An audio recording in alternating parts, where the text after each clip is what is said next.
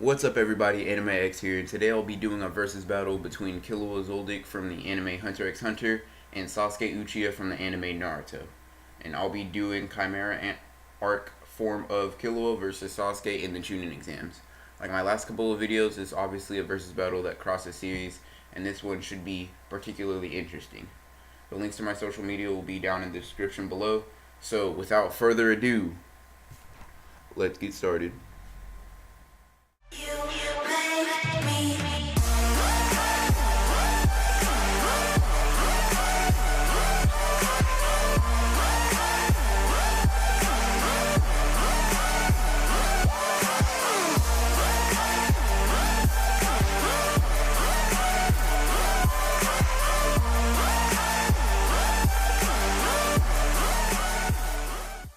So, to analyze Sasuke's speed, you can use a scene of when the sound ninja Zaku tries to blow away Sakura and him with his sound blast. And Sasuke, while using his curse marks, dodges Zaku's attack with Sakura with him. So, obviously he wouldn't be able to go at full speed. This attack is sound-based, so it would move at the speed of sound, and he disappears behind him quite casually, even while holding another person, and then proceeds to break his arms. That turn of events scares Dosu so much that he gave up on fighting him and just begged for mercy and left. So Sasuke with the curse marks at this point in the series is around the speed of sound, and it could definitely be argued that he is at least Mach 2 based on the way that he casually dodged the sound waves and the fact that he was holding someone while he dodged this. And this is before he gains a huge taijutsu increase and learns and gains Rock Lee's taijutsu ability. After he gains this buff, he learns and has the ability to move about as fast as Lee when he takes off his weights. And weightless Rock Lee is at least 10 times faster than base Sasuke in the beginning of the Chunin exams. Because Lee with weights blitzes a Sasuke with the Sharingan so bad that he makes him think it's a Genjutsu. And then, after getting rid of these weights, on top of that, would boost his speed by quite a bit.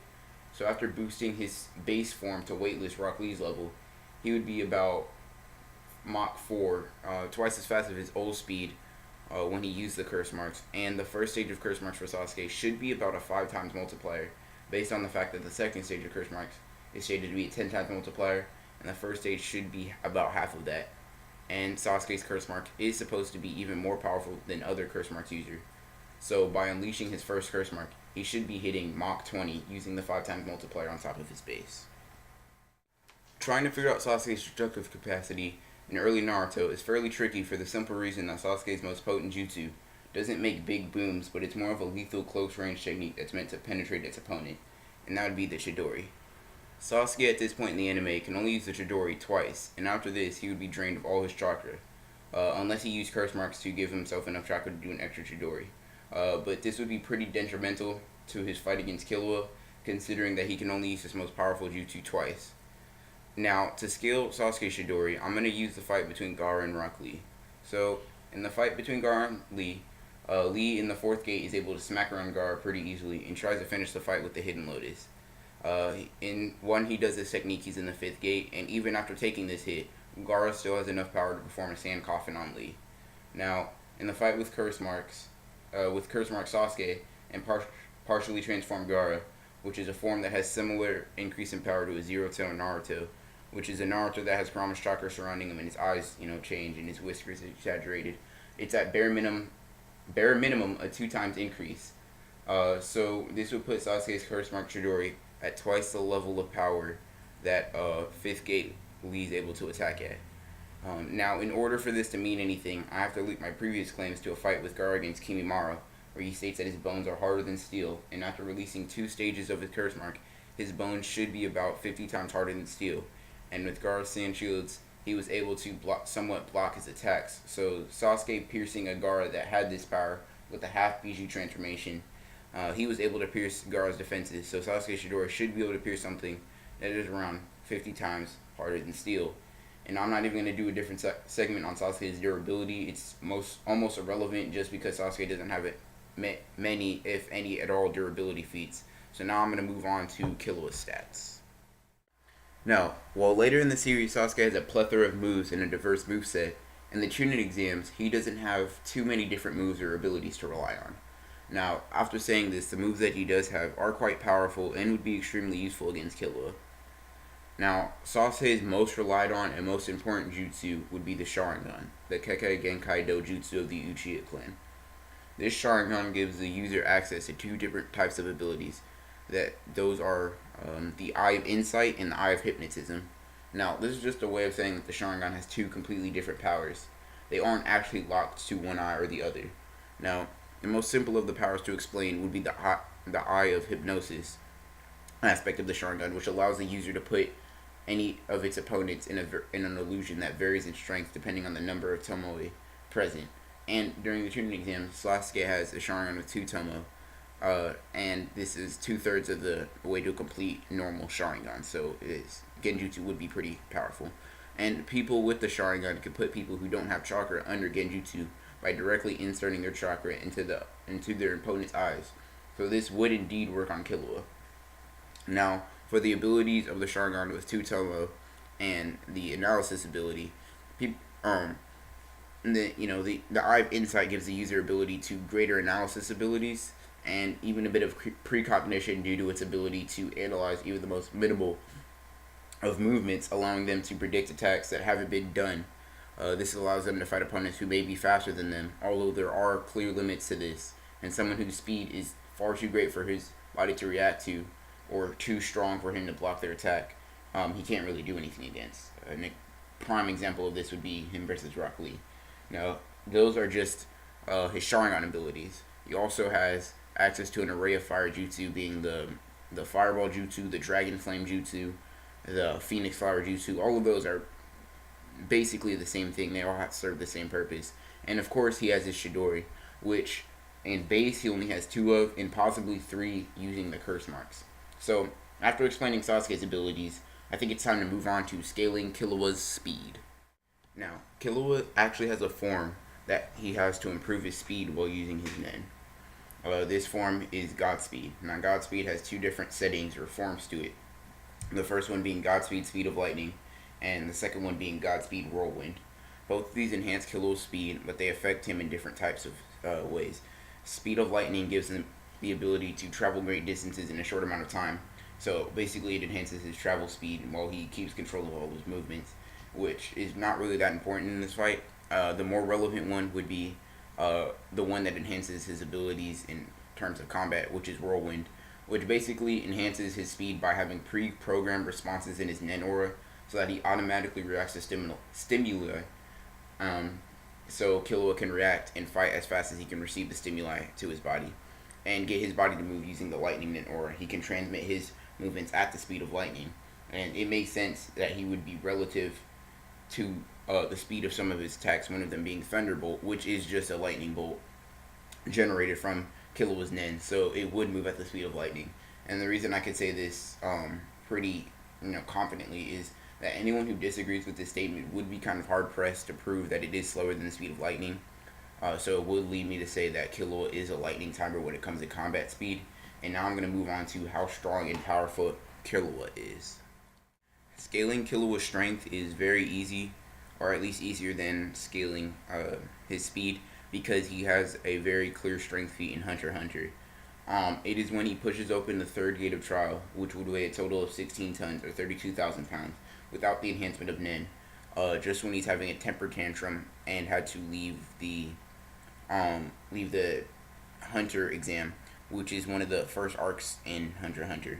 So after he does learn Nen, he's able to quadruple that feat to a whopping 64 tons or 128,000 pounds. And he seems to do this quite casually. So his lifting strength at this point would be 64 tons. To be honest, he just pushes the door open so casually, so he can basically push with 128,000 pounds of force. Now, Killua's attack potency is similar to Sasuke's in the fact that he doesn't have large, flashy, explosive attacks, but he attacks with precision and speed.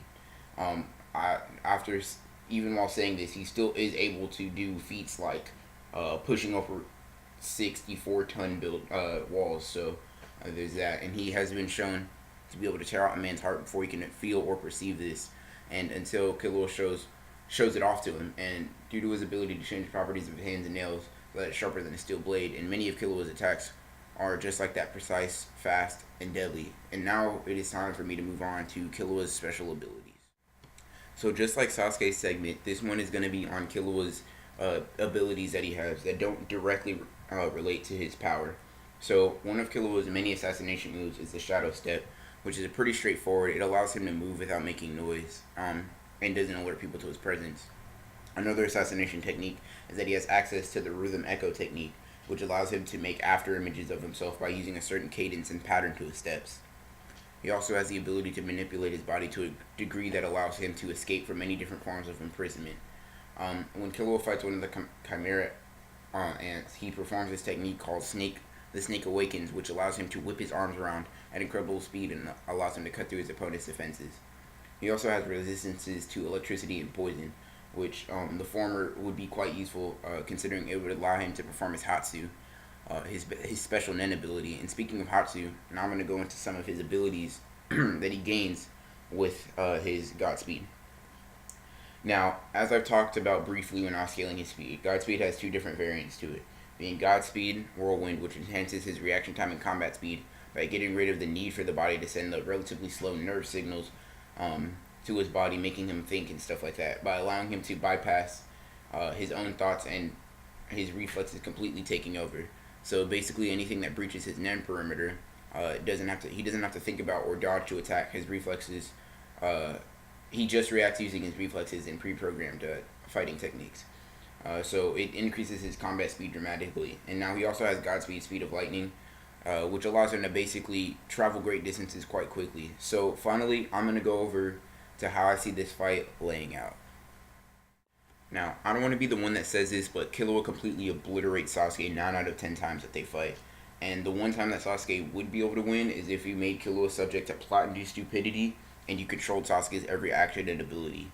Now, the reason that Killua stomped Sasuke so badly in part is because he could possibly one-shot Sasuke based on his casual 64-10 feet and his ability to rip out people's hearts with ease.